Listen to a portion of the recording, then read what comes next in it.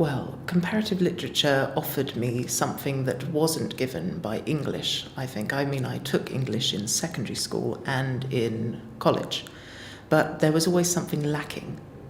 And when I came to the University of Kent, I found that there were so many more authors, so many more books and ways of thinking that I hadn't seen before, and it was kind of like a little treasure trove that English just didn't really give me. I think it's the bigger worldview that you can get from studying comparative literature.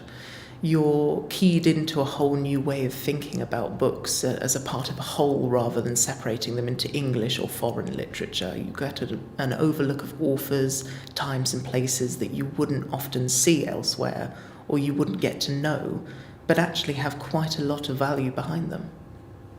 The course challenges people in the way that they drag them from a very rigid way of thinking. As I said earlier, with the idea of just studying English, you don't get a very big view of anything. You don't really challenge yourself in the worldview, and it's very much handed to you on a plate sometimes with your themes and your methods of literature that are given.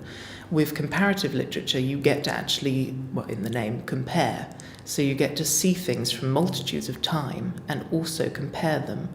And in doing so, you kind of analyse it on a deeper level and gain a greater understanding of our literary tradition. My most interesting piece of work that I'm still deeply fascinated by today was an essay on women in Greek tragedy, mainly in literature and theatre.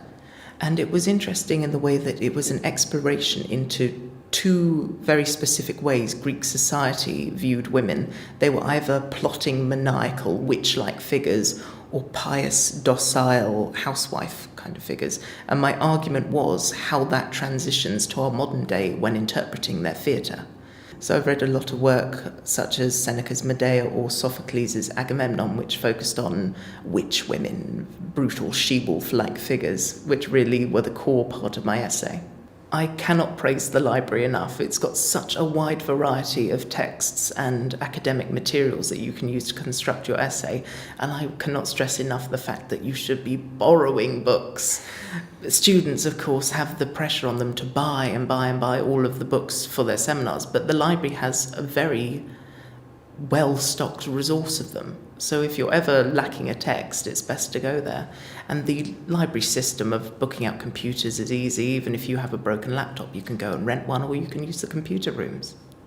Well, when I graduate, I am intending to take on a master's. And from there, I'm balancing the idea of doing a doctorate. I thought while I'm young, I might as well get it all out of the way first and then go straight into it.